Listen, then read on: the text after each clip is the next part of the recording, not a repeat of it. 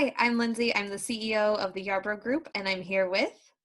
Elaine Yarbrough, the founder of the Yarbrough Group, and we are thrilled to give you a little gift at the Gifted Women Summit, or for it. So welcome, welcome, and this will be a taste of something that we do in many organizations and with individuals. Yes, and what we decided to focus on today, one of the tools that we use quite often is a tool called polarity thinking or polarity management.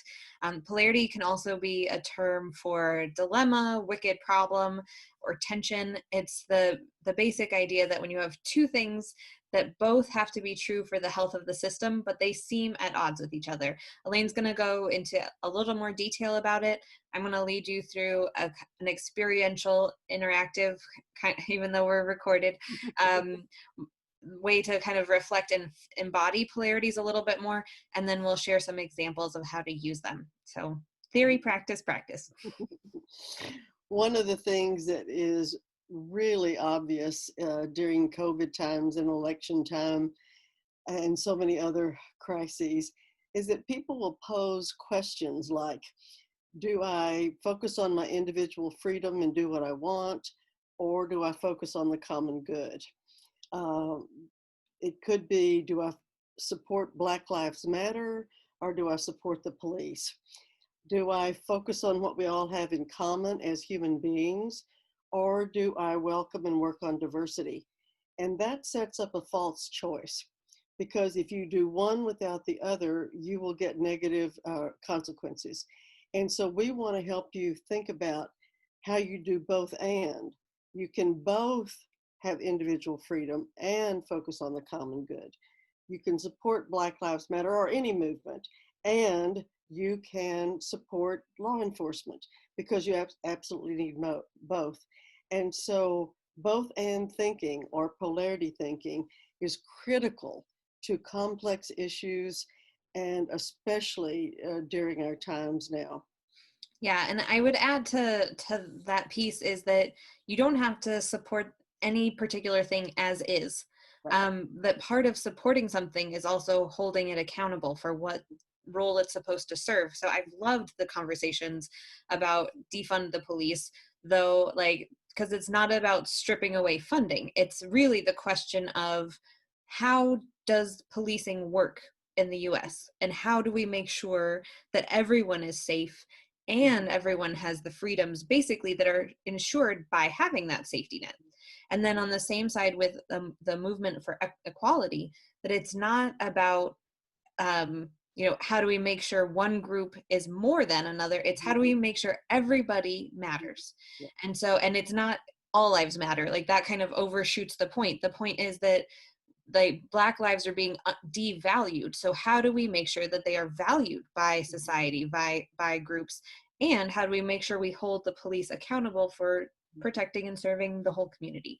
So I love how you said that, Elaine, that it's not a false choice between the two. We can hold those both accountable.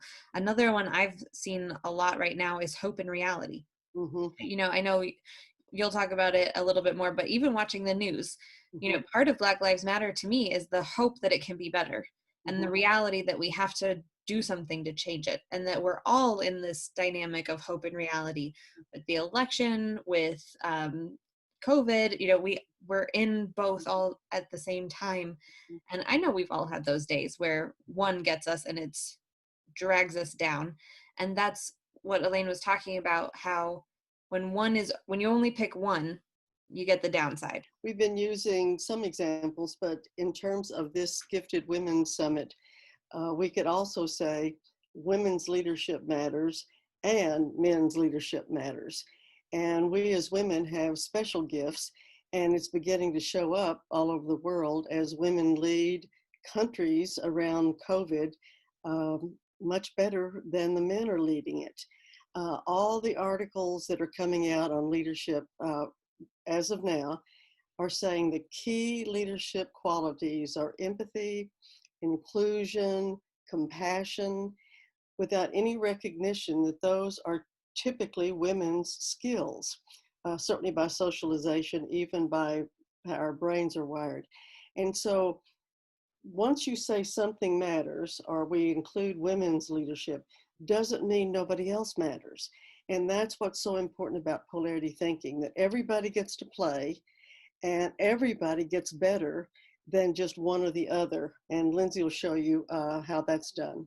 Yeah.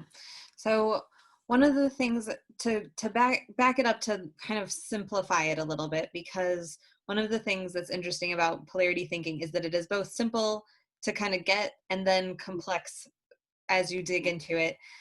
So one of the simplest polarities is breathing in and breathing out. You need both. And so what I'd love you to do is take a deep breath and breathe out. And then trace a little infinity loop on your hand. And while you're on the left side, breathe in. And on the right side, breathe out.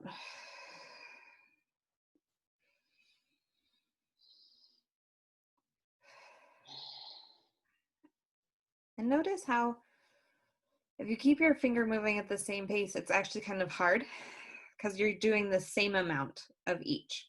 And that's not actually what polarities is about. It's about the enough of each to get the benefit. So what I'd like you to do now is close your eyes, keep your infinity loop going, breathe a little more naturally, and just speed your finger up to reflect when you are actually breathing in and breathing out. So for me,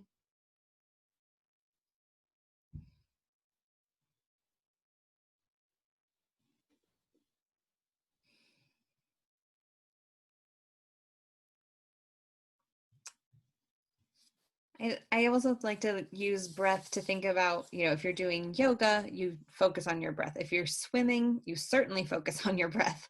And so you can do it elegantly or you can drown. And that's the case with a lot of polarities, is that, you can, if you're paying attention to them and you know what to do for yourself, for your organization, for your community to get the upside, then you can do that elegantly and not get trapped too far in the downside. Here's an example of a blank polarity map. You can see the infinity loop, the place for two pole names. At the top is the greater purpose statement. At the bottom is the deeper fear, what you'd be working away from. And then areas to populate the positive traits and the negative traits of each of the pole names. And now here I've added a map that's completed that is for breathing in and breathing out, just to kind of cement the learning. So that's some of the basics of polarities. We're going to share now some of our personal and professional applications. You can use polarity thinking at any level. That's one of its beauties. Organizations who manage polarities or dilemmas, like speed and quality, or any of those tensions, outperform all organizations who don't. One of our specialties is sustainable high performance teams, and teams and leaders in groups that manage or do polarity thinking can sustain their high performance. Like, people can be both diplomatic and direct. We can focus on individual needs and the group's needs. We can focus on maintaining quality and innovating. But if you choose one or the other, you're going down.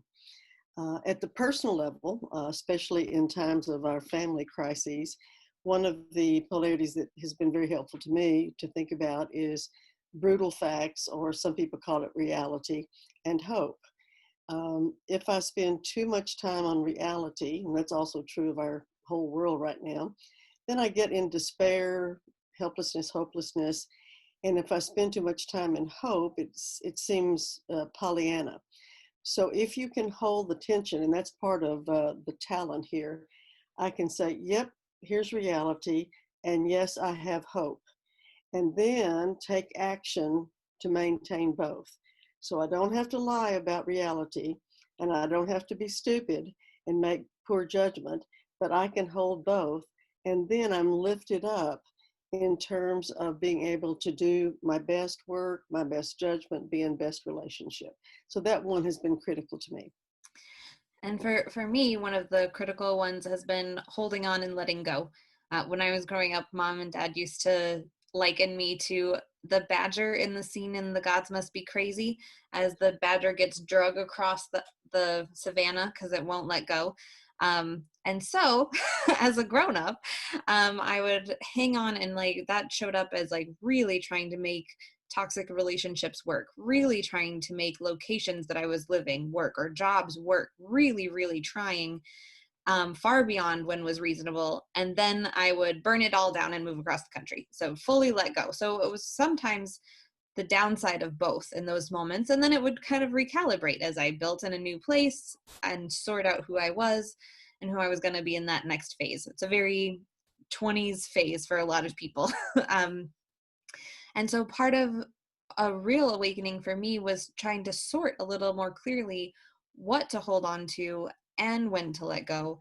And the visualization I use is a handful of balloons. That when you've got a handful of balloons, your other hand can grab new things and add to it, can choose new ones and let them go. But if both hands are filled with balloons, you can't add, you have no choice but to let them all go to do anything different. And if you're refusing to hold on to anything, then you can't stay grounded in who you are. For me, with holding on to what matters, who matters, how I matter. Mhm. And so that was a big one that I've used personally. And our gift, when we do this longer, of course, is to show you how to choose your polarities, how to manage and leverage them for high sustainable quality of life, joy of life, workability of everything. So those were some of our examples. That's our mini course as our gift for the Gifted Women Summit. We'd love to hear from you. Again, I'm Lindsay Burr, and I'm here with Elaine Yarbrough.